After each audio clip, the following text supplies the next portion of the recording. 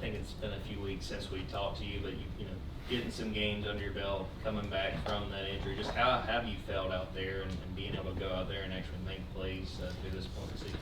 Yeah, you know that I feel like I'm fully recovered from that injury last year, and yeah, just been busting my butt at practice, and I guess like that's where it rolls over to for all of us, and just being out there and being to play full speed. It's been nice.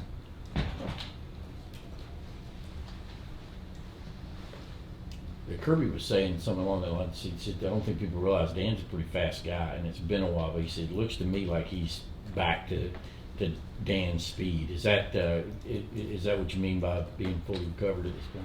Yes, sir. I mean, I hope I'm back to where I was. I hope I'm better than where I was last year. You know, we try to improve every year, so I hope I'm even better, faster than I was last year. Dan, obviously the first weekend of an SEC road trip and travel roster. What was it like making the travel roster your first time? Mm-hmm.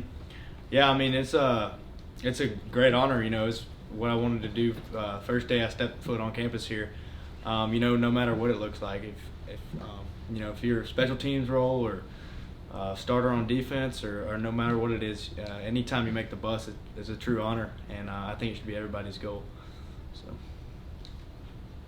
As the guy who's sort of replaced Javon, not knowing if you're going to have him or not on Saturday, what's the biggest challenge to trying to replicate what he brings to this defense? Yeah, I mean, he's an incredible player and an incredible leader too. You know, you know, no matter if he's in there or not, he's going to be, you know, supporting the whole team and getting guys fired up and ready to play. Hey Dan, I just wanted to ask you what you think of how Joenel Aguero has progressed the first 4 weeks of his confidence has grown, his understanding of the defense has grown. So. Yeah, he's a great player. Obviously, realized that first day he got here, and Joenel's got great work ethic too, and you know, he gives it all he's got in practice too, and I mean, you're going to continue to see that from him. Dan, kind of following up on Javon, if he's not able to go, just what's your confidence in this secondary, being able to go out there, make plays, do what you need to do if Javon can't play?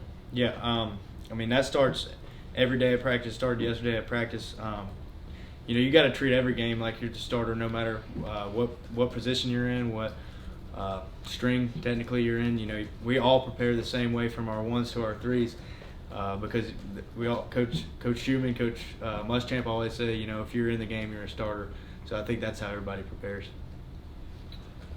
Following up on the travel roster, how exactly is that delivered? Is it a list that's posted somewhere? Does your position coach tell you? I mean, how is that delivered, who the 70 are and who is staying home? Yeah, I don't know if I should get into it much, but they post a list every week. So. What's up, Dan? Congratulations getting the strap mob chain this week. I got a couple of questions about that. You wearing that to class?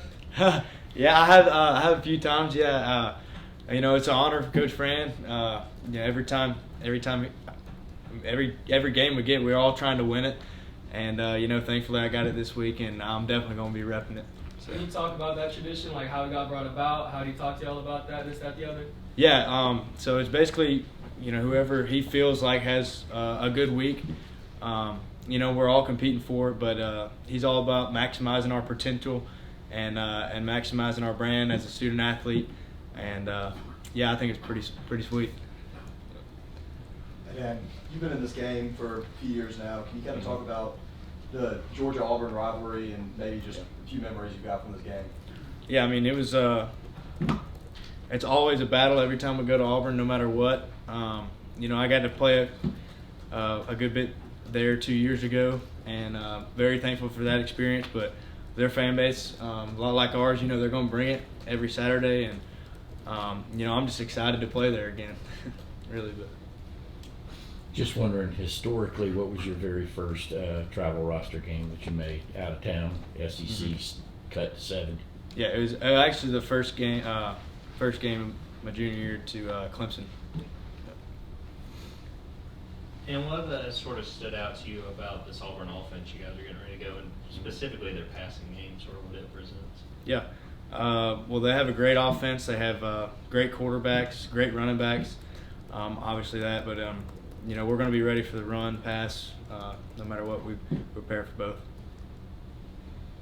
Hey Dan, so obviously Auburn has two dual threat quarterbacks. There are a lot of dual threat quarterbacks in college football now. I just want to know your thought process on the back end of the defense, dealing with guys like that, and like your eye discipline, like keeping your eyes on them, but keeping your eyes on the receivers as well. Yeah, it depends on the call.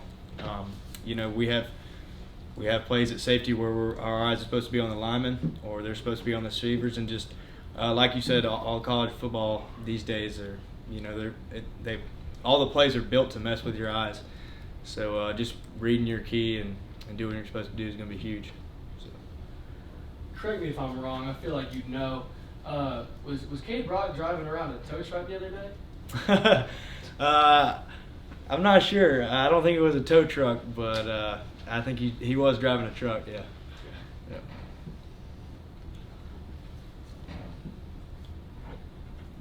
Other questions?